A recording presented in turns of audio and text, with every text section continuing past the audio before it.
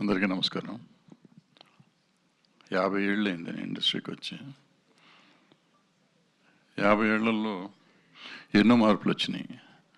50 ఏళ్ల క్రింద కానీ అంటే లేకపోతే నా మేజర్గా నేను యాక్టివ్ ఉన్న రోజుల్లో ఫిలిం మేకింగ్ అంటే ప్రేక్షకుల కోసమే సినిమాలు తీసేవాళ్ళం మేము. అందుకని it use to be very easy. Cinema తీయటం, రిలీజ్ చేయటం వరకే మాకు తెలుసు. ఇప్పుడు సినిమా తీయటం మనం ప్రేక్షకుల కోసం తీస్తున్నామా ఇంకోళ్ళ కోసం తీస్తున్నామా తెలియని పరిస్థితిలో ఉంది. ఇవాళ సినిమా ఓటీటీ వాళ్ళకి ఇది నచ్చదండి అంటారు, లేకపోతే శాటిలైట్కి ఇది నచ్చదండి అంటారు, లేకపోతే హిందీ డబ్బింగ్కి ఇది నచ్చదండి అంటారు. మనం సినిమా తీసేది అల్టిమేట్గా సినిమా దేనికోసం, ప్రేక్షకుల కోసం తీస్తాం. అండ్ ఓటీటీలో చూసినా, శాటిలైట్లో చూసినా, హిందీ డబ్బింగ్ చూసినా ప్రేక్షకులే చూస్తారు. వాళ్ళు మన మనుషులే అనేది మనం ఎప్పుడు అర్థం చేసుకుంటామో తెలియదు. మనం మార్కెట్ చేసుకుంటాం కోసం ఇవన్నీ చేస్తున్నాయి. వాళ్ళు చిన్న సినిమాలకి ఎందుకు ఇబ్బంది పడుతున్నాం, ఈవెన్ పెద్ద సినిమాలకు కూడా వాళ్ళ సినిమా వాళ్ళు తీయలేరు. వాళ్ళు ఒక రోజులో సినిమా తీయలేరు. ఇప్పుడు ఏ సినిమా అయినా 6 నెలల్లో మనం చేయొచ్చు యాక్చువల్గా, కానీ 3 ఏళ్ళు 4 ఏళ్ళు జరుగుతున్నాయి. అది ప్రొడ్యూసర్లు తప్ప, హీరోలు తప్ప, డైరెక్టర్లు తప్ప అంటే తెలీదు, జరుగుతూనే ఉంటున్నాయి. అండ్ కంప్లీట్ చేసినాక రిలీజ్ చేయటం ఎవరి చేతుల్లోనూ ఉండటం లేదు. ఒక రకంగా చిన్న సినిమాలకు ఈ మార్కెట్ అవ్వాలనుకుంటాం, పెద్ద సినిమాలకు కూడా వాళ్ళు డిక్టేట్ చేస్తారు డేట్స్ అని చెప్తున్నారు ఈ మధ్యకాలంలో.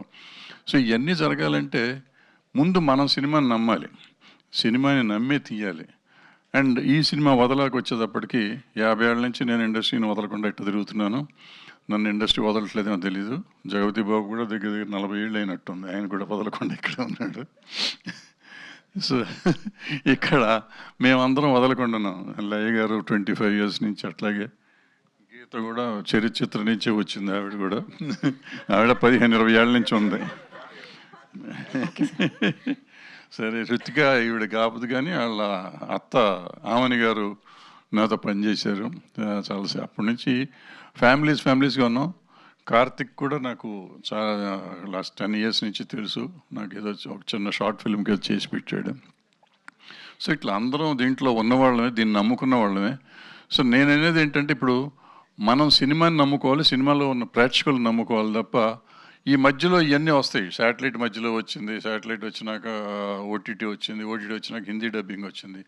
వాటి కోసం సినిమాలు తీయకుండా మన కోసం తీద్దాం, మనం నమ్మింది తీద్దాం. ఇవాళ ఈ వదల అనే సినిమా చెప్పాలంటే జగపతి బాబుకి మొత్తం అంకితం చేయాలి. ఇది ఈయన ఏంటంటే మన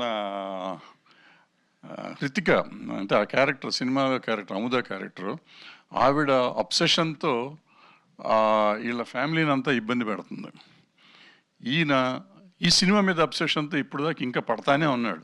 ఓ హీరో ఆ సినిమాకి యాక్ట్ చేసినాక అబ్బా అయిపోయింది, ఈ సినిమా అయిపోయింది, చాలా నాకని పోతారు. ఈయన వాడు వదలడు నన్ను, పైగా ఫోన్ చేసి అంటే నేను మిమ్మల్ని వదలనండి అంటాడు.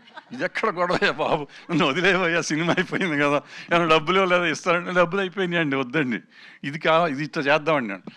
సో అంటే అంత అబ్సెషన్ సినిమాకి. ఈ సినిమా ఇంత బాగా రావాలి, ఇంకా ఆడాలి, ఇంకా ఆడాలని. నిన్నటి కూడా ఆయన కూర్చొని ఎడిటింగ్ రూమ్లోనే కూర్చున్నాడు. సో ఒక్కోసారి చిరాకేస్తుంది, ఒక్కోసారి ఇంత ప్రేమిస్తున్నాడు ఈ సినిమాని అనేది ఉంటుంది. తను ఆ కథ రోజు నుంచి రిలీజ్ రోజు వరకు తపన, తాపత్రయం. అబ్సెషన్ అంటే తపనే, ఆ సినిమా కోసం ఆయన తపన పడుతున్నాడు. సో అందరం తపన పడతాం, అందరూ ప్రతి వాళ్ళు చేస్తారు. బట్ ఇంత అబ్సెషన్ ఉంటుందనేది నేను ఫస్ట్ టైం చూస్తున్నా 50 ఏళ్ళ చరిత్రలో. ఒక ఆర్టిస్ట్కి ఒక సినిమా మీద ఇంత అబ్సెషన్ ఉండటం ఇదే ఫస్ట్ టైం నేను చూడటం. సో జగపతి బాబు అబ్సెషన్ కోసం అన్నా, లేకపోతే ఈవిడ రితిక సినిమాలో ఎంత బెదిరిస్తుందో దానికోసం అన్నా, మా అందరి కోసం అన్నా 50 ఏళ్ళ నుంచి మేము ఇక్కడ ఉన్నాం, మమ్మల్ని ఉంచారు మీరంతా. సో మేము వదలకుండా మీకున్నాం, మీరు మమ్మల్ని వదలకుండా 50 ఏళ్ళ నుంచి ఇండస్ట్రీలో ఉంచారు. ఎంతోమంది వచ్చారు వీళ్ళు నేను వచ్చినాక. బట్ నన్ను ఇంతకాలం ప్రేమిస్తున్న ప్రేక్షక దేవుళ్ళని, మమ్మల్ని ఆశీర్వదిస్తారని, మళ్ళీ 50 ఏళ్ళ తర్వాత మళ్ళీ సినిమా ఇప్పుడు మళ్ళీ తీసాము, ఈ సినిమా ఆశీర్వదిస్తారని. కొత్తగా చరిత్రలో నేను ఆల్మోస్ట్ 22 సినిమాలు చేశాను. బట్ ఎప్పుడు నేను థ్రిల్లర్ చేయలే. ఇది ఒక థ్రిల్లర్, కొత్తగా ఉంటుంది, ఫ్యామిలీ థ్రిల్లర్. ఇది ఏంటి అంటే ఇప్పుడు చెప్పలేను, మీరు చూసినాక మీరు చెప్తారు. సో దయచేసి చూడండి. 17వ తారీఖు వస్తున్నాం, మీరందరూ చూసి మమ్మల్ని ఆశీర్వదిస్తారని అనుకుంటూ సెలవు తీసుకోండి. Thank you sir, thank you so much. మంచి సినిమాలు వస్తే తెలుగు ప్రేక్షకులు ఎప్పుడూ వదలరు.